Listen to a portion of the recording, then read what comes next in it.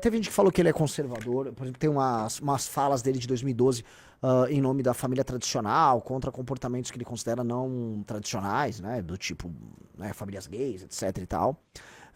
Mas, no geral, ele é visto como um cara que ele acena do ponto de vista social para esquerda, né? Ele é um papa visto como progressista em alguns termos.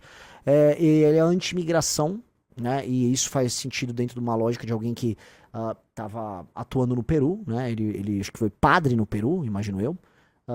Então ele tem um trabalho, inclusive ele discursou agora em espanhol, depois de discursar em italiano. Então, natural que ele fale em nome, né, do imigrante católico latino-americano nos Estados Unidos. Não gosta do Trump, aparentemente ele realmente não gosta nem um pouco do Donald Trump. Mas ele era amigo do Papa anterior, do Francisco, ele tinha uma relação muito próxima com o Francisco também, que eu ouvi. Então, é um cara que fica aí, né, numa espécie de um mistério, né? Muita gente falando, pô, não temos o Papa conservador que queríamos. Pô, meu amigo, você não é um cardeal católico, né? Você não é um cardeal da Igreja Católica. Eles têm uma dinâmica particular muito própria, né? E a dinâmica de poder da Igreja Católica é a dinâmica de poder da Igreja Católica. Ela não necessariamente obedece isso. Teria mais a ver com o espírito do tempo, um papa mais conservador? Talvez, tá? Mas muitas pessoas podem alegar que o crescimento da igreja em certos locais de terceiro mundo não se dá por conta de uma aproximação a uma doutrina ou uma lógica mais conservadora, né? Ou mais tradicional, a gente pode colocar aí, né? Então eu já vi argumentos de outra ordem, costumo não acreditar, novamente não pertenço à comunidade católica, então seria meio tosco eu ficar só aqui dando meus pitacos sobre o tema. Mas um Papa americano está dentro do espírito do tempo, tá? Estamos vendo, né, não apenas conversões, mas uma série de casamentos católicos, né? Você fala casamento católico? Sim, lógico, pessoas que se converteram recentemente se casam numa igreja católica, reforçando ainda mais os vínculos com a igreja, isso nos Estados Unidos. Então, um Papa americano talvez seja o Papa que deu o tom de uma transição da população cristã americana de, vamos dizer, um país protestante para um país que aí ao longo do século XXI se tornar majoritariamente católico. Isso tem muitas implicações. O Trump já se pronunciou, o Rafael Almeida Rizzo está colocando aí na tela. Trump reage a anúncio do primeiro Papa americano, honra para nosso país. Nascido em Chicago, Prevost é o primeiro pontífice original dos Estados Unidos. O presidente havia comentado que gostaria de ser Papa e publicou imagem de batina. Né?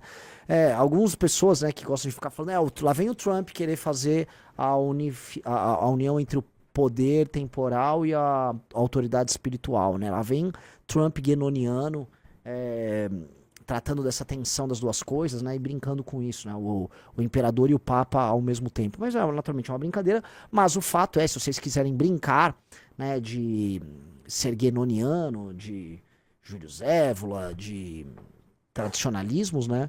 É fato que agora a América conta com a autoridade espiritual e o poder temporal em termos de nacionalidade, tá? Mas naturalmente num momento em que a própria América, um dos Estados Unidos da América, pra gente ser bem preciso, vamos dizer, passam por um momento no mínimo atribulado. A gente, enfim, eu vou falar um pouco do Papa, mas antes eu vou falar dos Estados Unidos, porque a gente viu que o Trump entrou com o pé no acelerador, né? O Dodge tava indo bem, né? O Musk tinha previsto fazer $1 trilhão em cortes orçamentários com besteiras, e eles atingiram apenas 12 ou 13% disso, que eu me lembre, tá? Eles estão por volta de cento e poucos bilhões, é muita coisa, naturalmente cento e poucos bilhões de dólares é coisa hoje de $1 trilhão, só que, né, temos que comparar a economia americana e a economia brasileira, então não tá assim lá essa Brastemp como imaginavam, né? A facilidade de fazer cortes, lembrando que os maiores cortes aconteceriam no começo, que eram os cortes mais óbvios, né? Conforme o tempo vai passando, vai ficando mais difícil achar as maiores contas, os maiores absurdos. Segunda coisa, o ímpeto, né? O ímpeto deportatório, vamos botar aí, né, do governo americano, esse ímpeto em botar os imigrantes para fora, ele foi atrapalhado nem tanto pelo trabalho dos democratas, dos oposicionistas ou grupos de direitos humanos, mas na prática pelos custos de ficar colocando a galera no avião e mandar embora. Então o Trump não tem uma resposta para as deportações, né? Ele, não, agora a imigração desenfreada parou, a fronteira tá fechada. Ok, né, mas e aí, e esses dezenas de milhões que entraram aí recentemente, vai fazer o que com eles, né? O seu eleitor quer que deporte, o Trump não está deportando. Ele ainda é bem aprovado por conta da questão da imigração, mas as deportações ainda não foram, vamos dizer, exatamente resolvidas. Isso era um tema central de campanha dele. Terceira coisa, a guerra fiscal do Trump tá uma bosta. Tá? Ela tá uma bosta. Dá pra cravar hoje que a China está ganhando esse duelo. E ganhando com certa vantagem. E na verdade no jogo internacional quem pareceu o adulto na sala foi a China. Todo mundo comentou, pô, isso faz parte de um novo game, o Trump, ele faz essas negociações, né? Todo mundo conhece o livro de negociações do Trump, né? O Trump, ele pede mais pra pegar um pouco abaixo, que todo mundo sabe, assim, todo mundo sabe que numa negociação você pede mais pra pegar no meio, né? Aquela coisa, você quer sair do ponto A pra ir pro ponto B, então você pede o ponto D, né? Porque se você já chegar no C, você tá com muito lucro. Se chegar no B, é o que você queria, e você tá no A, então... em certa medida não tem nada de muito especial. Aí fala de algumas técnicas, mas essas técnicas todas são meio platitudes. E você vai falar que você vai usar uma técnica negocial interpessoal num jogo global. Meio que, né, eu tô inovando, não é exatamente uma grande inovação. Então a China soube jogar o jogo global muito melhor. A política externa americana foi exposta a alguns constrangimentos, como aquele dia que ele tava com aquela tabela. Ou seja, né, pra eu voltar agora pra questão do Papa, os Estados Unidos ficaram um pouco expostos, ao meu ver, nessa guerra fiscal contra a guerra tarifária contra a China. Foram comemorar, nós conseguimos impor mais de 100 acordos aí. Eles não impuseram nada. O caso brasileiro é um dos casos mais engraçados, né? Então, assim, o governo americano não tá com muita coisa para comemorar. O que houve agora, inclusive, foi uma diminuição no número de turistas para os Estados Unidos. Ele foi, inclusive, interpelado pela imprensa sobre isso. Então, eu acho que, enfim, o cenário não é exatamente o cenário mais bacana ali para o Donald Trump. E aí, esse fato do Papa ser norte-americano, ele pode ser um fato, vamos dizer, talvez bem visto por um lado e bem-vindo por um lado pro Trump, mas por outro não. Por quê? Eu vou colocar aqui, tá? Ora, um Papa americano significa poder americano sobre a Igreja Católica ou poder católico sobre os Estados Unidos da América?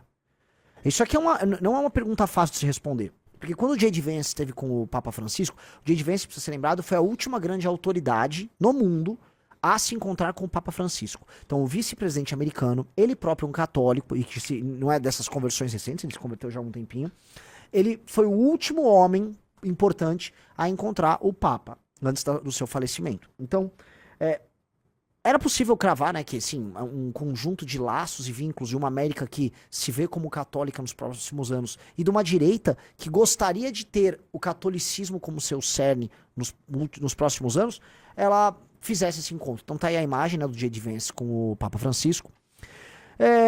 Mas para quais termos? Para, vamos dizer, adestrar a Igreja Católica e colocá-la sob, vamos dizer, a visão de mundo maga, que, né, procura talvez essa autoridade espiritual ou um determinado tipo de autoridade espiritual tradicional, romana, europeia, tá?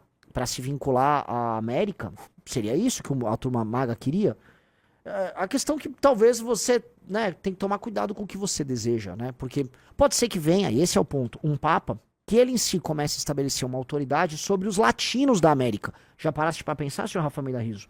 Na verdade, um Papa que se diga contra, não, uma autoridade católica que se diga contra deportações e contra um tratamento desumano oferecido a católicos, irmãos de fé desses agora brancos americanos que se convertem ao catolicismo, e coloquem isso de uma maneira que, vamos dizer, soe no mínimo complicado pro governo americano.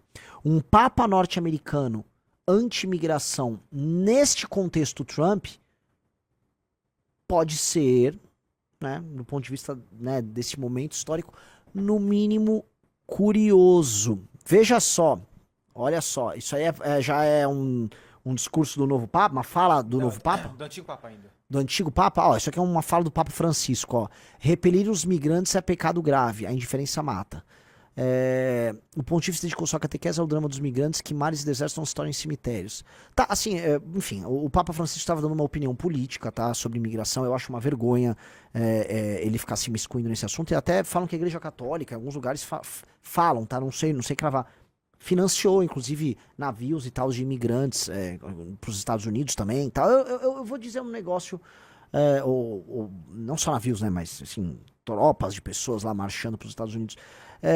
Eu acho isso muito ruim, eu acho que ele não tem que se miscuir nesses assuntos. Eu discordo completamente, né, de uma política pró-imigração, tanto para a Europa quanto para os Estados Unidos, na verdade até para o Brasil, né, a gente tem que olhar assim, hoje nós temos tantos problemas que agregar pessoas apenas oriundas do terceiro mundo de culturas muito complicadas, você só vai diminuir, só vai aumentar o problema social nosso, você não vai agregar conhecimento. Então, né, é uma merda, mas é verdade, tá? Não vamos aqui ficar durando a pílula. Então, não sei, sabe? Eu vejo assim, olha, isso aqui é um novo momento mundial, um Papa americano pode representar um novo momento dos Estados Unidos no mundo, eu não sei. Porque eu volto a colocar, isso representa poder americano ou poder trumpista sobre o Vaticano, ou o poder do Vaticano sobre a América, tá? Digite um se vocês acham que é um poder trumpista sobre o Vaticano, ou digite 2 se você acha que é um poder do Vaticano sobre a América. Eu acho curioso, tá? Eu não sei responder. Eu tô mais pro 2 do que pro 1, tá? Olha só, esse aí é um post de 2015, feito pelo Papa eleito Robert Prevost. Eu acho que é Prevost, né? Acho que esse Prevost é um nome francês, imagino eu. Ele postou um texto do Cardeal Dolan. Por que Donald Trump, por que a retórica anti-imigrante do Donald Trump é tão problemática? Ou seja, ele se opõe à retórica anti-imigração do Donald Trump. Dado que essa é a principal plataforma da direita americana hoje, tá? O Partido Republicano tem como principal plataforma a anti-imigração, não será exatamente, né, um passeio no parque a relação. Vixe! Isso é de quando? 3 de fevereiro de 2025? Isso é de 3 meses atrás. 3 meses atrás. Veja só, um post de 3 meses atrás do atual Papa, ele disse: J.D. Vance está errado. Jesus não nos pergunta...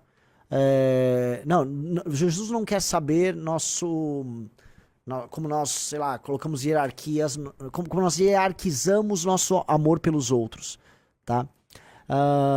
É um texto, não sei de quem é, tá?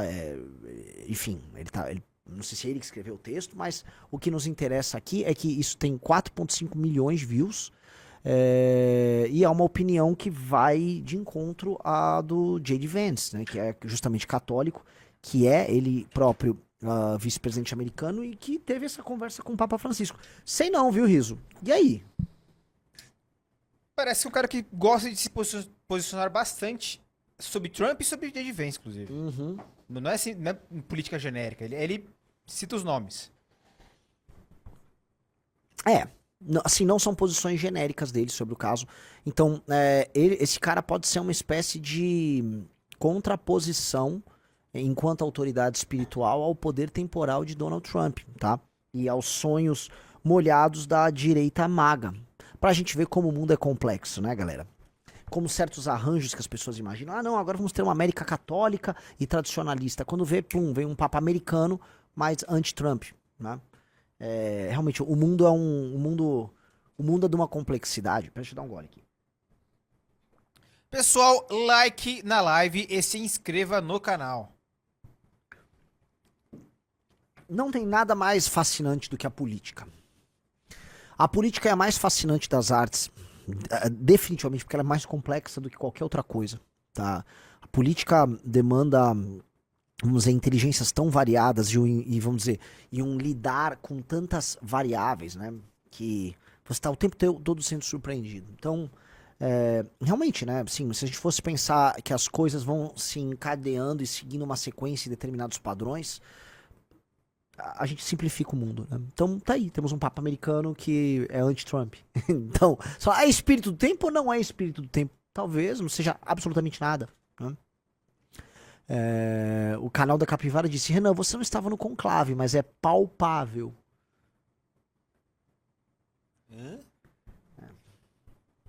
Sei lá, cara, as pessoas são tanto estranhas, né?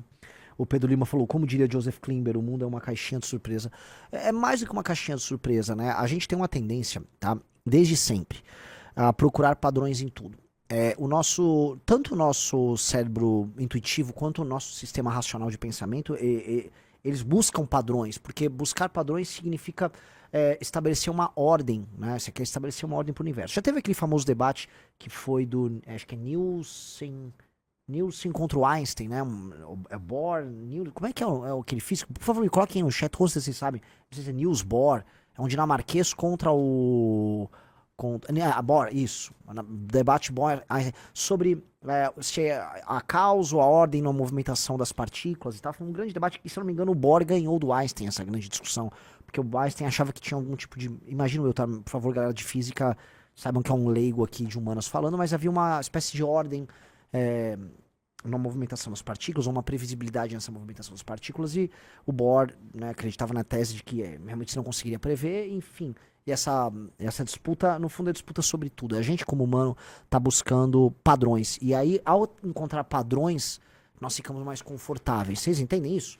Quando você encontra um padrão, você fica confortável. Por isso que a gente gosta de, né, sei lá, por exemplo, certas simetrias fazem bem pra gente, como a própria, vamos dizer, certas padronagens de tapeçaria fazem bem pra gente. A própria lógica da natureza, matemática na natureza, eu esqueci o nome daquela... Ai, caramba, como é que chama mesmo? Esqueci. Eu falei disso tanto em live sobre o Pollock, que era fractal, os fractais, sabe? A fractalidade. Então tem certas coisas que nos dão até conforto. E encontrar padrões nos dá conforto, porque padrões nos entregam previsibilidade. Os antigos, eles faziam rituais para prever tudo. Então você encontrava, por exemplo, você abria um animal, abria as vísceras do animal, você via um padrão no desenho das veias dentro de um rim de um boi. E aí este padrão te dava uma resposta sobre o mundo. Você ia navegar e você via um padrão no voo de determinados pássaros. Encontrar o padrão no voo de determinados pássaros te trazia uma resposta. Então boa parte, vamos dizer, da ciência preditiva do passado, ligados a sacrifícios e rituais, era sobre, entender padrões, encontrar padrões, e dois, com esses padrões, você encontrar uma resposta para algo que vai acontecer na realidade. E os rituais também ajudavam a estabelecer, vamos dizer, uma espécie de ordem no meio do caos, né? Então, a religião é muito sobre isso. E o cérebro humano, ele trabalha, novamente, com a busca e a luta por padrões. Então, a política... Eu sei que eu estou fazendo aqui uma grande reflexão aqui, você vai falar, por que você tá falando isso? A política, ela é muito doida, porque a gente tende a encontrar padrões, às vezes, onde não há. E aí a gente imagina que existem processos que estão se dando porque você encontrou alguns padrões. Mas, às vezes, aquilo morre muito rápido. Às vezes, certas coisas são fugazes, existem velocidades, existem rotas de fuga de tendência, então a coisa tende pro negócio e ela sai. Então, é tudo muito complexo. Por isso que a política, talvez, seja, né, o ofício humano mais nobre, né? Porque é realmente muito complexo. É muito triste que a política, em lugares em que as pessoas não são nobres, ela não se dê de maneira nobre. Porque as pessoas simplesmente usam as posições de poder não para compreender e alterar a realidade para melhor, mas simplesmente para obter algum benefício comezinho, merda, né? Então, isso diminui muito a ideia de política. Eu vejo alguns perfis, tem um menino, não sei, é um menino, chuto que é um menino, que é um perfil lá no Twitter que é o Vaginossauro, né? Às vezes eu vejo ele porque ele é um cara que aparentemente gosta da bolha do MBL, mas ao mesmo tempo ele gosta do Nando, então ele é obrigado a ficar vivendo num mundo quase muito louco, e um mundo de negação total da política, e outro que pratica e não nega a política no mundo do MBL. E ele, eu vejo que ele é obrigado a ficar se posicionando, tipo, sempre desconfio do político não presta, que é uma leitura muito brasileira sobre a política, né? Uma leitura, assim, completamente nihilista, e que te impede de se comprometer. Porque, não, todo político não presta, como se fosse uma regra geral. Não, não existe isso. Isso não é uma regra geral. Isso não é, nem deve ser, nem pode ser. Sempre haverá representação. O ser humano é feito de hierarquias, você terá estruturas de poder e sociedades complexas precisam de estruturas administrativas. Então, realidade, política sempre existirá. Ela existe em qualquer ambiente. Todo mundo é um ser político. Em qualquer instância da vida pessoal e da vida social, você precisa exercer política, e ficar negando a política em certa medida, negar a própria realidade, né? Mas esse pensamento que ele tem é compreensível num país... É compreensível, ele não está correto, mas é compreensível num país, assim, você está sendo esfaqueado por agentes públicos que deveriam te representar o tempo todo, né? Você é permanentemente esfaqueado, você... Olha a gente com o Bétega agora, né? A gente elege o cara é um canalha, o cara é um bosta, né? Então, é difícil, né? Não é exatamente. é, não é exatamente bom fazer política, né? Eu me sinto envelhecendo a cada dia.